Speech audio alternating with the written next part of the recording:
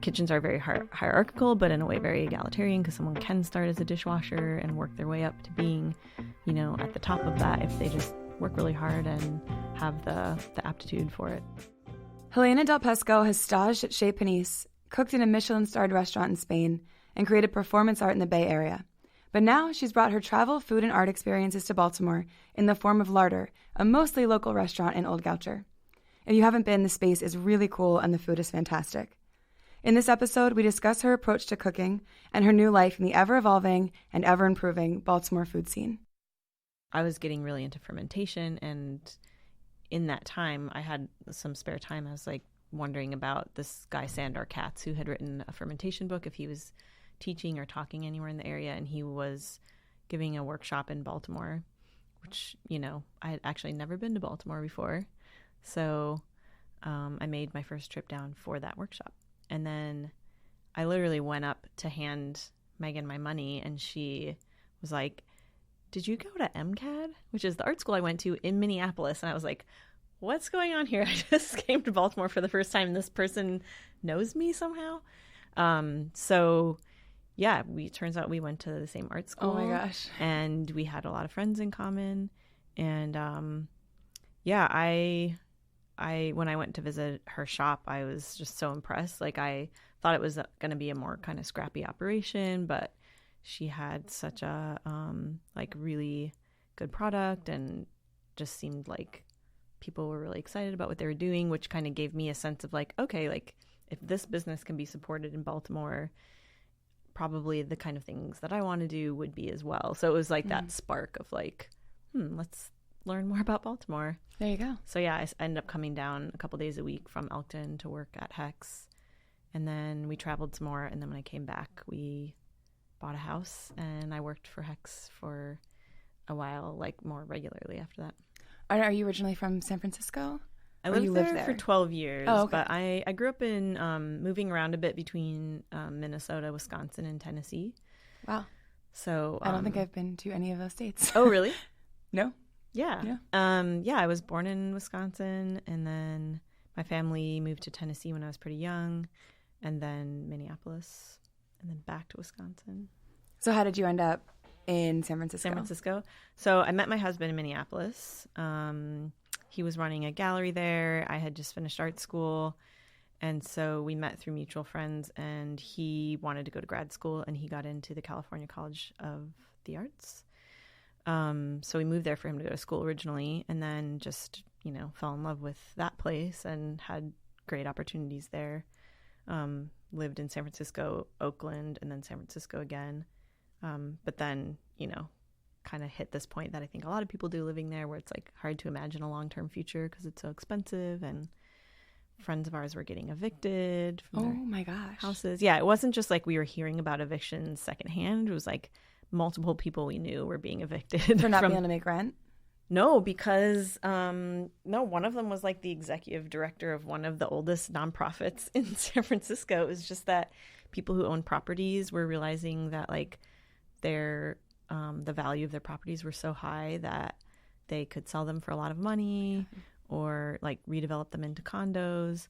So people were finding all kinds of loopholes in the like renters' rights laws to like evict people so that they could make more money off their properties. Oh, wow. That's yeah. Okay.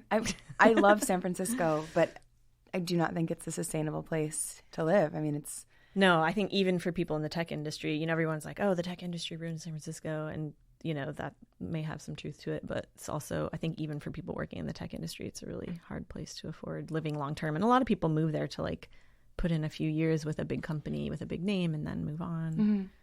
So yeah, we moved there in 2003 and we left in 2015. And it changed a lot. Sure. During that time. And in that time, you went from, were you a working artist, or had you gone to art school, and what was your medium? I was working as an artist. I was, the term social practice has kind of become, I think, the way that people would describe what I did, which was sort of programming events and doing things that involve people more actively in art rather than making discrete objects that hang on a wall and maybe get sold. So I was doing a lot of public art stuff, like temporary public art in hospitals and things like on the street. And then I started actually cooking as part of my art practice. I was doing these events where I would take a story or some kind of narrative and translate it into a meal. And then I went to grad school at UC Berkeley, and I got into making ceramics there. That also fed into that, like, you know, making things for the table as part of that experience. Did some video and sound work around that. Was actually really interested in like interviews as an art form. I did like an audio tour of a group show as an artwork. So I was doing that kind of thing, and working in restaurants. So mostly as a server in the front of the house. But the chefs I worked for were really generous with, you know, sharing knowledge, because I was really curious about food in the kitchen and had always cooked. Was food really important in your family? Did you grow up with it? I did, yeah. My parents were hippies, for sure.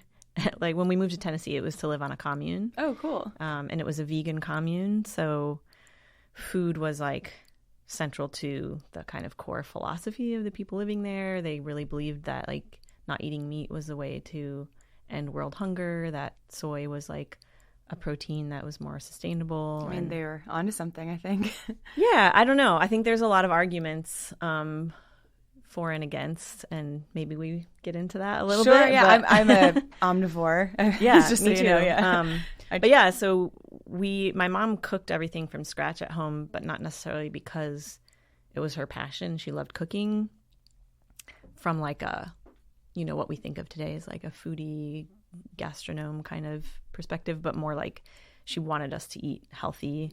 And I think especially at that time, you know, like in the 80s, late 70s, early 80s, being vegan, especially in like outside of Nashville, wasn't like you could just go to the grocery store and buy soy milk and tofu. You had to make it yourself. Mm-hmm. So I definitely saw a lot of like made from scratch food being made in my home.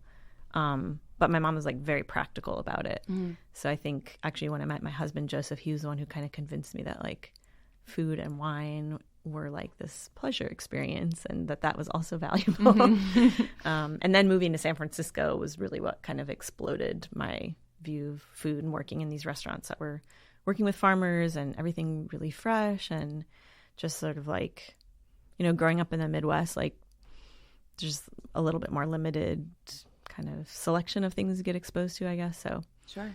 Yeah, I just really changed my perspective on food, for sure. So how did you go from having this sort of like utilitarian food experience to being a performance artist to staging at Chez Panisse? I mean, that's like such an interesting path to take. Yeah. Let's see. Try to unravel that. I mean, in San Francisco, the food and art world were fairly intertwined. One of our dearest friends there was a guy named Jerome Vogue, and we first met him through an artwork that he did at SF MoMA, but he was a chef. So basically what happened was we went into this back room after an opening, and everyone was sort of milling about, like, you know, with glasses of wine, like a normal art opening, and then suddenly they carried out this whole pig and like put it down on a butcher block and started doing butchery in the middle of this art opening. And I think it was really kind of shocking and surprising, but also just really beautiful to show the process, you know, that anytime you eat meat, that's what's happening. So they're just kind of making that visible, and they were just sort of like cooking it as they were taking apart the pig. And that was kind of it. Like, it was really simple, but had a big impact. And then later on, he ended up doing a bigger, more elaborate event at SF MoMA having to do with the Futurist cookbook. There's like the Dadaists and the Futurists are an art movement. Yes, okay. And it just was sort of natural working in restaurants and being an artist also that those things came together. Mm-hmm. So you were experiencing these really interesting and sort of simple, as you said, this like dismantling of the pig, this butchering in public to remind you of food. And was that sort of a launch pad for you, like higher up in the restaurant world, or was that what got you into it to begin with? No, I mean, I think becoming friends with people like Jerome who had, you know, so he was working at Chez Panisse for a very long time. I think he started there when he was like 19 or 20 and worked his way up. And he is literally how I ended up at Chez Panisse, because he had been promoted to head chef. And so I kind of saw that as my opportunity to just get to see that kitchen firsthand. And so, yeah, I mean, I just asked and he said yes. I mean, he knew that I had lots of professional restaurant experience. I knew how to handle myself in a kitchen, even though I had been a server. And we had done some events together too at that point. So yeah, I mean, Chez Panisse has interns going through all the time, stages going through all the time. Sometimes they're a year long, sometimes they're a day long. That's just the kind of place it is. And a lot of, restaurants of that caliber run on that free labor, actually, which is an interesting kind of behind the scenes thing. But yeah, I mean, it's a really well-established kitchen. So, they have made space for people to come in that way. And I worked in the downstairs, which is the fixed menu. And they actually all sit down for dinner together in between the first and second seating, which I got to be a part of as well. And they eat the whole menu. Oh my gosh. Plated family style, but it's, I don't know of any other restaurant where that happens. That's wonderful. But it's one of those funny legacies of Chez Panisse. In a place like San Francisco, which is somewhat similar to Baltimore in that it's ultimately a small city. And you get to know the people who share your interests. And once people kind of know that you're, a reliable, hardworking person, then you can kind of just ask and get opportunities, Yeah, I think that's really true about Baltimore too. Like, as you were saying, I mean, just the people want to help each other, and people are always looking for the ways to connect and the ways that you already know each other and how to bring everybody together. So I think that's a very lucky thing to have in a city. Yeah, definitely. But yeah, the chefs that I worked for, the chef I worked for the longest was Russell Moore at Camino in Oakland, and he had also been at Chez Panisse for 20 years. So it's kind of amazing how many of the restaurants in the Bay Area are opened by people who've spent time at Chez Panisse. It's really that's its other, really important legacy, is just so many great chefs have come out of there and started their own things that then have trained other people. It's been 40 years going, so it's definitely had a huge impact. It's a major legacy. Yeah. Are you seeing chefs coming out of this kind of situation where maybe it's a tutelage or an apprenticeship, or in your situation where you did not go to culinary school? I mean, is that more typical? You didn't go to culinary school, right? No, okay. I didn't. Sorry. No, I didn't see that you had anywhere in my research. No. But is that the way it's trending? Is the culinary world more open to these unusual routes? I think so. I think in a way it always has been. I mean, it's actually it's a funny parallel with art. Art school is actually a relatively new thing. Art used to be much more of an apprentice thing, and I think food also is in Europe, in the early restaurant traditions, it was really an apprenticeship system. And I think I've met people who have gone to culinary school and really feel like it was valuable and are so glad they did it, and other chefs who wish that they had just, traveled and apprenticed instead. But I guess you always need that first person to vouch for you, right? Right. And so you need that foot in the door, and if you don't have it, maybe that's what a culinary school could do. And restaurants are really set up with a pretty specific ladder, when you come into the kitchen, you start out doing things that are you can't mess things up too much. You're picking parsley or whatever. And then, the person above you's job is to kind of notice how you do that and whether you're kind of ready to take the next step. And I mean, in that way, kitchens are very hierarchical, but in a way very egalitarian, because someone can start as a dishwasher and work their way up to being at the top of that if they just work really hard and have the aptitude for it, I think. Sure. Yeah. So before you opened Larder, yes. So between San Francisco and now, I guess, you were in Spain, right? Yes. And was that for a while, or was that? That was a month. So that was also a stage. Yeah. Okay. It was a month-long stage. I was there full-time for that month.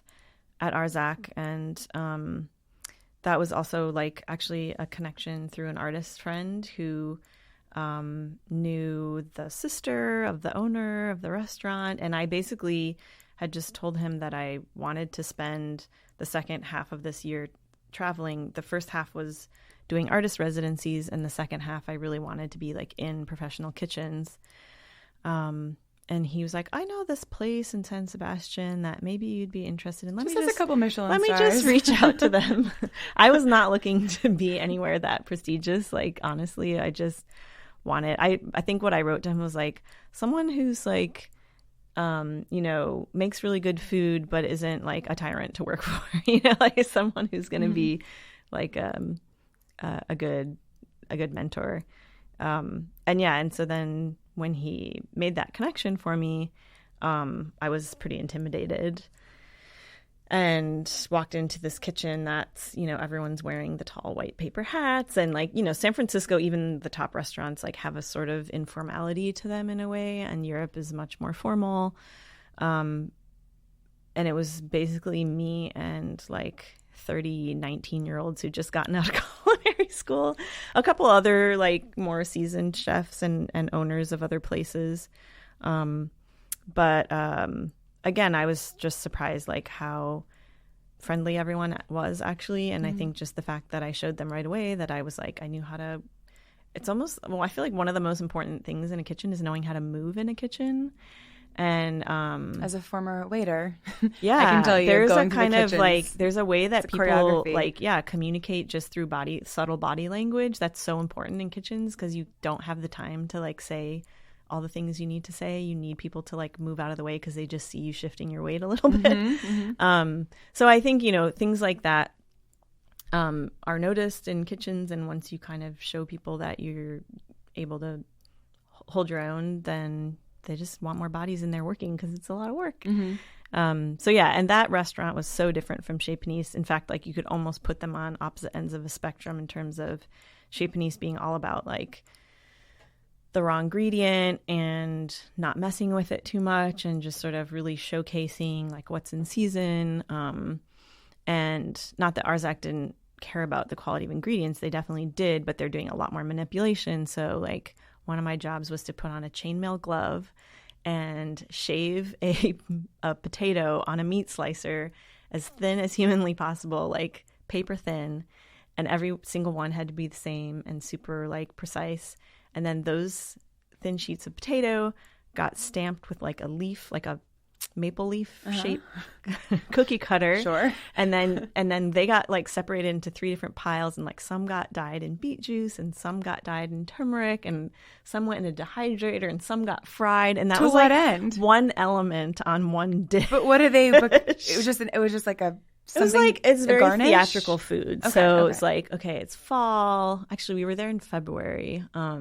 But, like each dish kind of told a story. In fact, there was one dish, it was a lobster dish that was served on a glass, a glass like tray with little feet on it. So it stood about an inch above the table.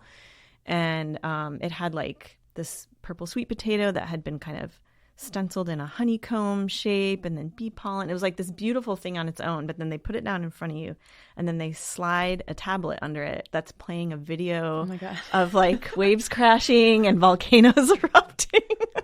So This is like Grand Ashats, but like teched out. well, like, yeah, so the Arzak family, like they are credited with like it's a multi-generation family, but they are credited with kind of starting they trained Ferran Adria, yeah. And then Arzak, Elena Arzak, and her dad's name. Juan Marie. Juan Marie. Thank you. Yeah, you're welcome. All right, so we can start over with that. I think that's fine. Oh, really? That's the way we roll. Nice. People love a little behind the scenes Great. podcast. So she and her father, her father was sort of the founder of it, and but then taught the guy that got the recognition. Yeah, Okay. he kind of took a traditional family restaurant and like started doing all this crazy stuff, and everyone was like, "What are you doing? You're And insane." what time frame would that have been? I would guess he's in his 70s or 80s now. She was born in 1969, so that adds up. Yeah.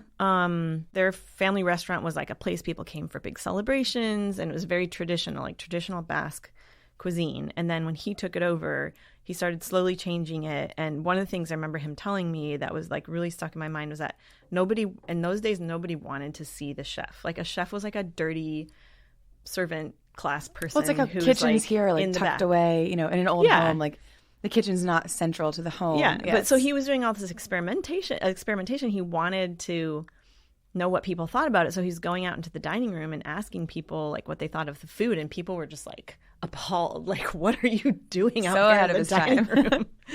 Well, what did you take from it? I mean, that's because having eaten at Larder, we had a beautiful meal there yesterday.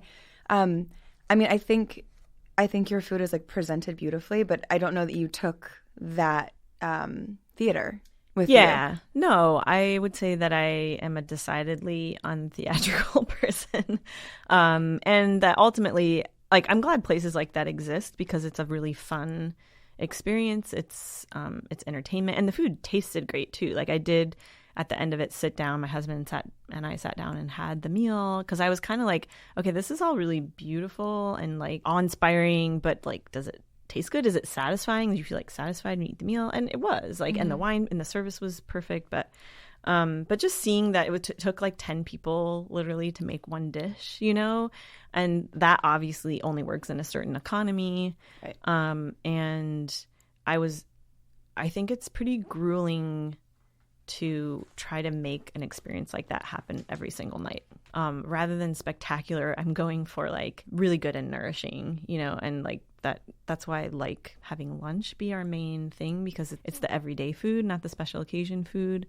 And because we're working seasonally, we are constantly changing the menu, so it doesn't get boring.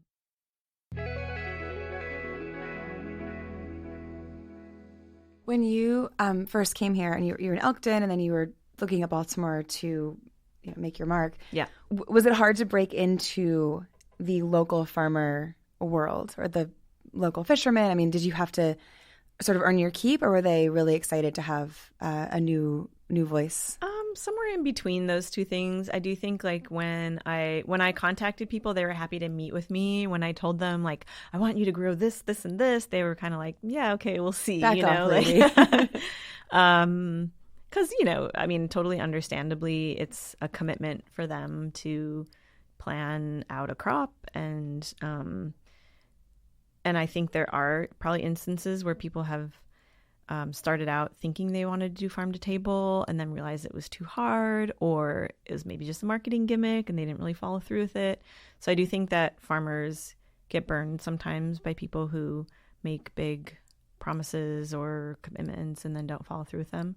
So I think I felt a little bit of that, of just like, okay, we'll see, but nothing like just a straight up like cold shoulder. Everyone was like really happy for me to come out and see their farms. Cool. So I really spent the first 2 years just like doing that legwork and like establishing those relationships. With the idea during those 2 years that Larder would be the end result, or were you sort of? I didn't know exactly. I think even before I knew exactly that it would be Larder, like I think at one point I thought maybe I would just do personal chef work or catering. Like wasn't 100% sure I wanted to take on a brick and mortar.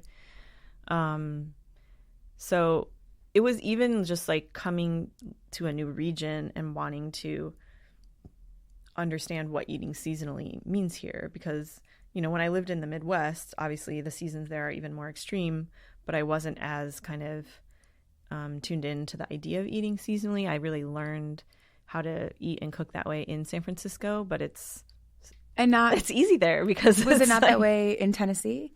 Well, I was really young in Tennessee. Okay. So I guess just like, when I was in college in Minneapolis, I wasn't really, I really started thinking about like that being the way I wanted to live my life while I was in San Francisco. Sure. And it's like pretty easy there because there's a lot growing all year round. Right. So I knew it would be more challenging here. So my grandparents are from Germany, and, there's the tradition of fermenting and preserving things is really strong there, just like any other country that has a intense long winter. And so in a way it feels like coming back to my roots, kind of being in a climate where that's more important, where you have to kind of plan for the winter.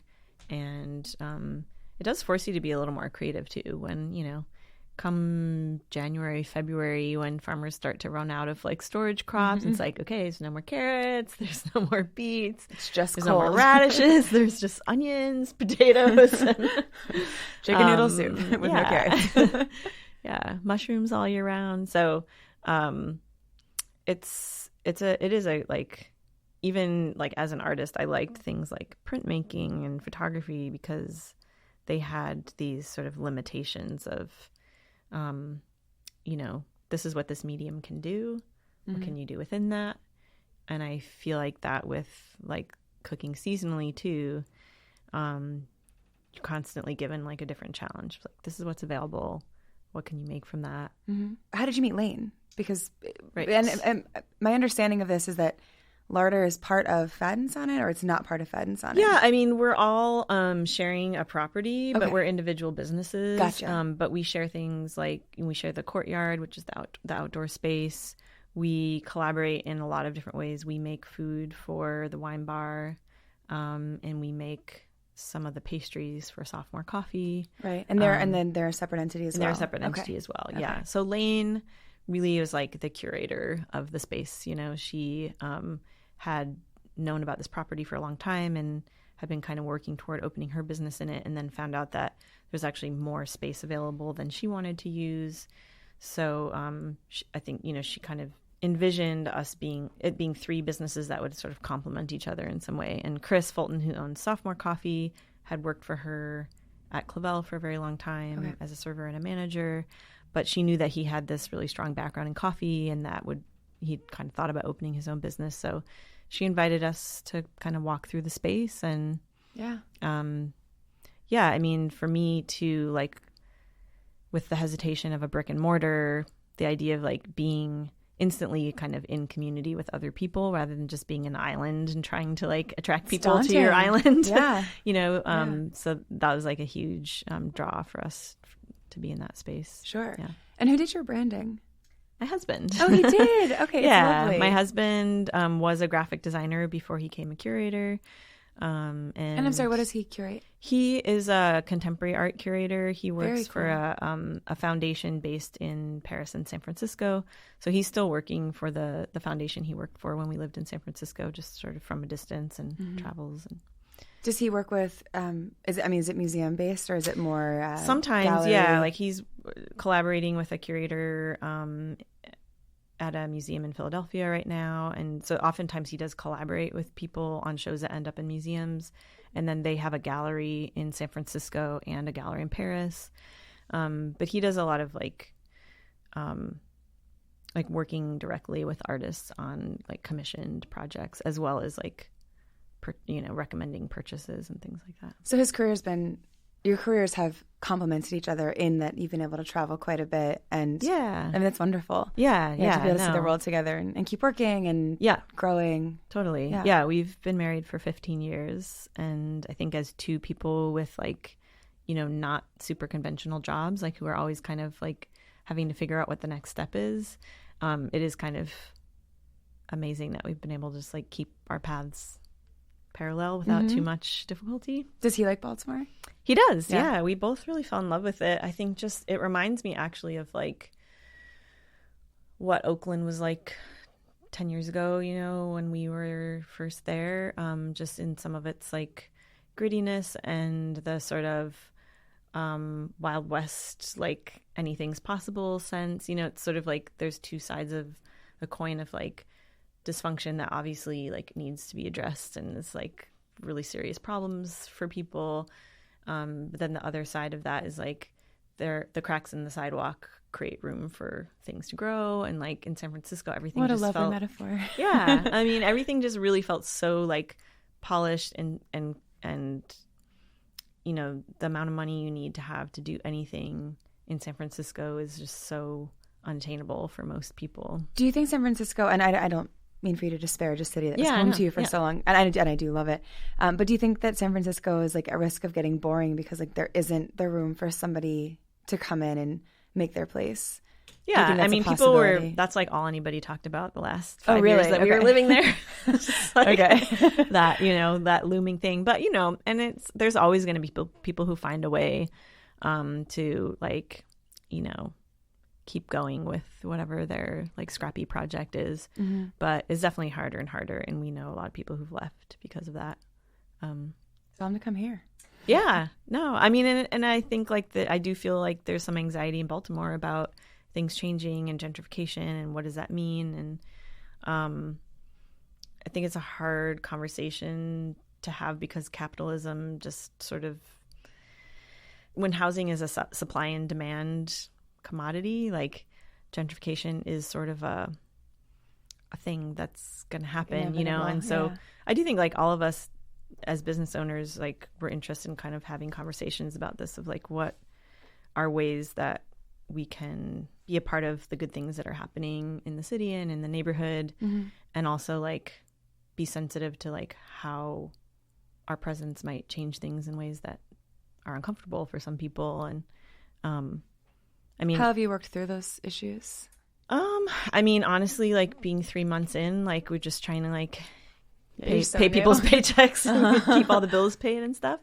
But I think just, going around to the neighborhood, the businesses that have been in the neighborhood, introducing ourselves, working with the neighborhood association, and even just like the policy, like I think the way that we train our staff to deal with someone who comes in off the street who seems like they might be unstable, like how do you deal with that? How do you kind of diffuse a situation? How do you make everyone who walks in the door feel comfortable, but also like make sure everyone's safe? It's a lot of conversation. We did Chris from Sophomore initiated a training with the Baltimore, harm reduction, Baltimore harm reduction.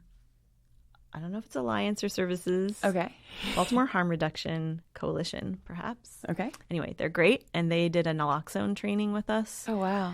Because there are several methadone clinics in the neighborhood. So the chance of encountering someone who's overdosed is very high. So we wanted to make sure that at least like someone on the staff feels comfortable administering naloxone and knowing like what an overdose looks like. Oh, my gosh. So yeah, things like that. Ooh, that's rough. Yeah. Especially when you're 3 months into your first brick and mortar. I mean, that's sure a lot, yeah. But I think, even San Francisco has issues like that. It's just they don't get talked about as much. Like, it's funny how a city's reputation really drives, like, what ends up in the media. And, like, San Francisco's homelessness, though, I think is a pretty major, prevalent like thing that I would think about when I think people of San do know Francisco. about that. But I mean, like, we lived in San Francisco and Oakland. We were in Oakland for 5 years and then San Francisco for a couple years on either end. And the only time our house was broken into is when we lived in San Francisco. But everybody thinks of like Oakland as the dangerous place, So it's just like cities kind of get these narratives around them, and that are kind of like hard to change, I think. Totally. Even though there's often some truth to it, there's also like, it's also often kind of well, it's like if you're the bad lopsided. kid in school, like you're just the bad kid. Sure. Like you can't change it ever. Yes. It's kind of the way it is. And it's changing the perception is really difficult. Even when everyone's like screaming from the inside saying, we like it here, it's kind of great. It just doesn't, it's just white noise if you don't want to hear it. Yeah. That's really complicated. Yeah. Where, if you don't mind me asking, where did you guys end up moving in Baltimore? When you came from Elkton, Yes. What neighborhood sort of drew you to We looked at a bunch of different neighborhoods, and we ended up in Hamden mostly because of the house that we found there was kind of perfect. It was a small row home that like hadn't been flipped, so it wasn't full of a bunch of like cheap Home Depot stuff that we were going to want to take out anyway. It was and it still had a lot of its like original like fireplace grates and woodwork, and needed some work but not so much that we weren't going to be able to just start living in it. So yeah, I really like Hamden. Yeah, and we liked that it had a walkability to it, which reminded us of Bernal Heights, the last neighborhood we lived in San Francisco, where it almost feels like a small town because it's got a little main street, and it's in the proximity to Old Goucher where the business is. It's a nice like. Are you able to too walk? Close, not too far. It's like a probably half-hour walk, but biking is easy. It's like a 10-15 minute bike ride, and then like 7-minute drive. bike path, which is not. Yeah, the bike path on Maryland is great. That's what we took. Producer Mike and I, we scooted from Mount Vernon to Larder for nice. lunch. Yeah, it was great. I hadn't gone that far north on the bike track yet, but yeah, it definitely has a wonderful. lot of commuters on it, and we have the Collab right down the street, and Bikemore has their offices in there, so there's actually been a lot of like bike events in the courtyard. Have you ever done Bike Party? I haven't. It's actually on my calendar for this month. I really I'm want to do going. it. Really? Tomorrow, yeah. You should It's come. tomorrow. Come on. Friday. I cook like in front of an open fire all night Friday night. So Oh, okay. It's like really hard for me to get away. It is. I will say, after living here for 13 years in the city, Yeah. it is my absolute favorite thing to do in the city. Nice. There's like nothing that makes me happier or feel more connected or more excited. Yeah. I feel hopeful. I feel energized. It's a Yeah. really incredible. I really want to do event. it. I did an event like that in Mexico City, actually. Cool. When we were living, we lived in Mexico City for a month, and they close off several main drags in Mexico City every single Sunday for bikes. Cyclovia. I don't know what that is. Ciclovia? Mike said like a ciclovia, but we don't know what that means. It's a Portuguese word that was from Okay. Curitiba in Brazil. It's a Portuguese word if you can't hear Mike. Yeah. It doesn't really I explain forget what what it they is, call still. it, but they do have a name for it, a different name. But Mexico City actually has a really robust, bike share city bike program. It's very hilly, right? It's actually not until you get out into the outskirts, Oh. because it's actually like a filled-in lake. So Mexico City is? Yeah, the whole city is sinking because it's landfill. I didn't know that. We're going in Yeah. February. I hope it's still there. Yes, it Okay, I will had be no there. idea. It's wonderful.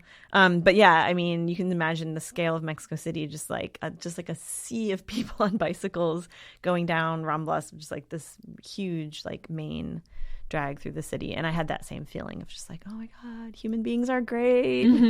Everything's going to be okay. Yes. We're biking through the city. Yeah, it's nice Well, to feel that way for a minute. You can get it through Bike Party in Yeah, Baltimore. I'm going to try. You should try. Yeah. Okay. Very cool. So I end each podcast by asking for 5 recommendations. So I'm going to change yours up a little bit. Okay. From the normal. There's like a normal 5 I do, but a couple will be the same. So what is your favorite cocktail in the city? Oh, my favorite cocktail. Lately, I think whatever Pam is making at WC Harlan. I just like to entrust myself to her and just ask her to make me whatever. Isn't it she amazing wants. to have a bartender where you can just say, like, put tequila in it, I don't care. Like, Yeah. You know what I like. Yeah, I might tell her like gin. I might tell her like I need like something a little bitter to settle my stomach, or I want it to be extra medicinal tasting. Yeah. And she always makes something sweet. All right. Yeah. Pam at Harlan. Good to know. All right. Where's your favorite place to go on a date with your husband? Oh. Comptoir du Vin. I still haven't been. Yeah. Okay. It's just like, it's a sweet little space. The food is always just like reliably on point. Great ingredients, great wine. Yeah. All right.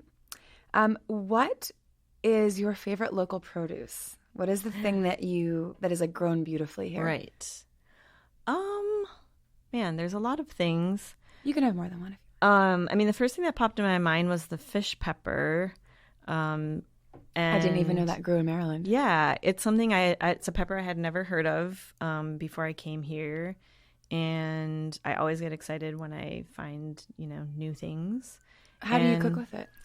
I mean, we have put it in ferments. You can use it like a cayenne or like any kind of like medium spicy pepper. It's not as hot as like a habanero, but it can have a pretty good kick to it. It has really interesting history too. It was a pepper that was used in African American kitchens in like early American cuisine, and then it got kind of forgotten and sort of like a lot of heirlooms that kind of disappeared in industrial food production. Like maybe the plants didn't yield enough for it to be worth the farmer to grow them or something like that. Sure. But then there was a painter from Philadelphia who ended up like bringing the seed back, trading it for bee stings. I'm not going to try to retell For the story bee because I'll get the bee stings are a remedy for chronic pain. Okay. So he basically offered this beekeeper this seed collection in exchange for him letting him be stung by his bees, because the bees die when you get stung by them. Okay, so actual bee stings. Yeah, actual bee stings. Okay, all right, that's what I thought you meant originally. Not a varietal of pepper, but like actual bee stings. Yeah, and then that guy grew out those seeds and was like, wow, what's this pepper? And like it kind of like brought it back. What happened to the bee sting guy? Do you know? I think he probably went on like, living with chronic pain, swollen and itchy. That every once in a while he got some bee stings to help him with it. Oh my gosh. Okay, cool. Yeah, but yeah, that the fish pepper story is really great, and it's delicious, and it's a beautiful plant too. It grows with a variegated leaf, so like half the leaf will be like a really nice dark green, and half is like totally white, like without any pigment or chlorophyll. I guess with plants it's chlorophyll, and people liked it too because you can harvest it white. It's not as spicy, but you can make like a spicy sauce without the red color. Yeah, it's just a tasty pepper. And it's peppers this year in general have been really excellent. For whatever reason, it was a really good pepper year. So like Moon Valley Farm is growing like 50 different varieties of peppers between the sweet and hot peppers. I didn't know there were 50. Yeah. Like they have 4 different types of habanero peppers that we're making a fermented hot sauce from right now. Karma Farm also has had like really interesting peppers, like a little Brazilian pepper that's like tiny and yellow and looks like it has a little beak on it. Yeah. So it's fun just to see like the variety, I guess, of peppers that are coming out. Cool. Yeah. All right. What is so this is kind of a loaded question. What is your favorite cookbook? And it could just be, you can answer that however you want, actually. Yeah. I won't lead you toward anything. What is your favorite cookbook? Oh, my favorite cookbook. I feel like it should just be the one that I pull off the shelf the most. It's one of the Chez Panisse cooking. I think it's just called Chez Panisse Cooking. There's so many Chez Panisse cookbooks, but it's the one that Paul Bortoli co-authored with Alice Waters, and it's just I go to it for like holiday cooking, like at home. We usually cook ducks for Thanksgiving, and there's a recipe in there for duck that I swear by. So yeah, that one's like a standby. And then honestly, in terms of just like day to day, like feeling unsure about a technique or like wanting more technical information, the Serious Eats website.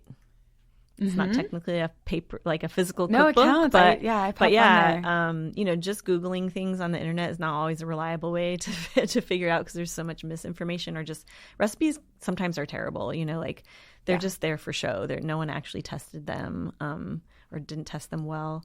So Serious Eats is great in that they just like, it's not quite as nerdy as America's Test Kitchen. Like it doesn't go quite that like we made this 250 times, and but they do really get into like why the recipe works, why you're making something the way you're making it, like the simple science, so you can at least exactly understand. Yeah. And I think that like the fundamentals are really important because when you're actually like when you're cooking seasonally and you're changing the menu frequently, you don't actually have time to like recipe test everything and like record all the recipes. Like you have to, some of the cooking has to be intuitive. Sure. And so understanding like why salting something at one stage versus another stage has an effect on it is important. Or yeah, I think Salmon Nostrat's book is really good for that too. Yep. Just if you're unsure about the why, I think she's a really approachable like first step to that. Sure. You can, if you're more curious, I think there's more in-depth text about it, but it's a really good like equalizer for people who are either learning to cook or love to cook already and want to know like the answers. Definitely. Yeah. when I was doing some personal chef work, and I had people who wanted like a cooking lesson because they wanted to feel more comfortable in the kitchen themselves, that would be the book that I would recommend to them for sure. Yeah. She's lovely. Yeah. And this is a question I meant to ask earlier, so you still have one more like other question. But okay. Who do you follow chefs on Instagram, Baltimore or not? Like, who would you say your top 3 food follows? There's a lot that I just sort of like know visually, but I don't know names because there's so much. But Liz Pruitt from Tartine, I follow her, and she actually puts very well-researched recipes on her Instagram posts, which is very generous. For free? Yeah, for wow. free. And she is gluten-free. She, in the midst of like running one of the most successful bakeries in the country, she realized that she was, I can't remember if she's actually celiac or just has a wheat allergy. Mm-hmm. But, so she started to develop gluten-free recipes, and like her pie crust recipe is excellent. Like, and I'm pretty sure the first time I saw that was just on her Instagram account. So cool. That's really great. Who else? Look up Milk Glass Market. What is it? Milk Glass Market? Mm-hmm. Or just Milk Glass. It's in Portland, Oregon. Milk Glass Market. It's Anne's good friend, Nancy Benson. And, ooh. She was a chef here and then moved up there. And she's a baker. She's amazing. And she's one of those people who just take whatever you have in your pantry and it's the simplest, but it's the most delicious umami. And that's how I felt about your cooking yesterday. Oh, thanks. Like the use of, selective use of salt, the texture is just simple, but just amazing. Awesome. Yeah, that's nice to hear, because that's really like what I set out to do, is sort of like have a menu where things could be like 75% made ahead, so that we can do like a quick lunch service, but then they're always like finished with something that's like a bright acidity, or like finishing salt is so important, because like if something's just salted, you have a kind of vaguely salty taste in your mouth. But if you bite into it and you get like a little burst of saltiness, it just helps you taste everything else. Mm-hmm. And then like crunchiness too is really hard to achieve if something's been sitting for a while. So like that really needs to be like the final thing. Mm-hmm. Larder, there's another Larder actually that I follow. Larder in Cleveland. Okay. And they actually I think opened not that long before us, but my husband was in Cleveland for work, and he was like, I was telling someone about Larder, and they're like, oh, there's a Larder here in Cleveland, you have to go. And they are, they're a little bit more like, on one hand, they're more like a traditional deli, like they do sandwiches, but they're also doing like really wild fermentation experiments. So they're making like salami, but like out of beets and mushrooms, but like cool. culturing them, and just like really pushing fermentation and culturing foods to the limit.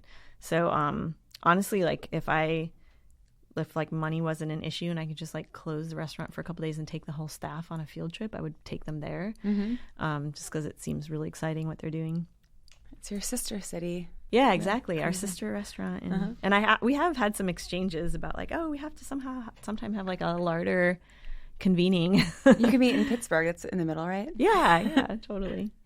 Who else on Instagram? Just one more. Yeah, okay one more. If you don't have one, that's fine too. We're trying on our Instagram not to just post plates of food, because I do find that just becomes like static, like my whole world is food, and I don't particularly enjoy just scrolling through like plate after plate of food. Well, how do you diversify that? I mean, how do you engage someone with? So I recently was watching this interview, or reading an interview, and it was a millennial woman interviewing a Gen Z woman. Okay. And she was saying like, you guys graduated into this like nightmare recession after like 8 years of Bush, and it was craziness. So and did Gen X, by the way. Well, all right, calm down. Hold on. I'll get to you. And the Gen Z woman was saying, or girl, I don't know what she is. I don't know how old they are. But she was saying, we sort of have graduated like post Obama, right? And our lives that we can remember were like really amazing. And like you guys were at the advent of Instagram when everything had to look perfect and beautiful, and you showed that there was like hope and loveliness in the world, and it wasn't all just like recession and craziness. And she's like, but we're on the side of showing reality and equalizing, and these are the flaws and the mistakes. And as a millennial, I thought that was really interesting. Yeah. And so I'm to lead my question to you, like, how do you reconcile both of those thoughts? Yeah, I mean, I guess just with the original question about like how we try to diversify the imagery, I try to focus on ingredients and people. So like when we get a really beautiful batch of peppers in, like to me that's a more interesting picture. Like just as like someone with an art background and like just thinking about the image. And then people, like, I think there's probably some statistics about like, you know, people I think always get more of a response just because we're humans. We're interested in pictures of other humans. Sure. But then like, you know, the stories that go with that like are important for us, like just in terms of like the extra effort we make to do what we're doing. Well, like the farmers that are helping you do that. And, exactly. yeah. Like I think in order for people to understand like why they would maybe go the effort to come a little further to come eat at our place or pay a little extra money, it's like, this is why, like, because these farmers are like taking care of the land in this way. They're, you know, taking good care of their workers in this way. They're just, it's sort of like that somewhat flawed idea of, you know, democracy where you get to like, or capitalism where you get to vote with your dollar. You know, so trying to exercise that as much as we can by like having the money we spend go to things that we feel good about and support. So yeah, we try to, I think, rather than having a lot of that stuff like on our menu, and we do like put like sprinkle like names of farms in there, like not all the farms because it gets to be too much, but rather than having like tons of information on our menu, like we want the menu to just be like, this is the food we have, you know, not going to make you read a book. Like, here it is. It's like 6 items. It's a good call. Yeah. So Instagram then becomes the way we can, like, for people who are interested to know, like, dive a the little deeper. Yeah. Yeah. Very cool. So that's kind of how we think about it. Okay. Yeah. All right. We'll ask you my last question. Okay. So what was the biggest culinary surprise for you when you moved to Baltimore? I feel like this is such an obvious answer, but good Mexican food, Clavel. You know, it's just like, honestly, it was like one of the first restaurants we went to. I think the folks at Hex recommended it, and we were like, oh, we just moved from California. Like, do we really want to go eat Mexican food in Baltimore? Like, I don't know. And like even just the mezcal selection right off the bat, we were like, whoa, okay, this place is serious. James Beard nominated. Yeah. So yeah, that was definitely like a very good surprise. It's a great surprise. Yeah. Well, thank you so much for being on the show. I appreciate it. Yeah. And Larder is delicious. I hope everybody goes. Thank you. Mm-hmm.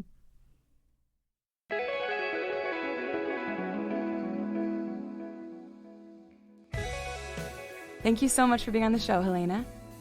To learn more about Larder and to keep up to date with their menus and events, go to @LarderBaltimore on Instagram. For past Hey Baltimore episodes and info about everything happening downtown, go to our website, godowntownbaltimore.com. Hey Baltimore is edited and produced by Mike Evitz and made possible by Downtown Partnership. Our theme music is by Super City, and I'm your host, Megan Eisenach. Thanks for listening.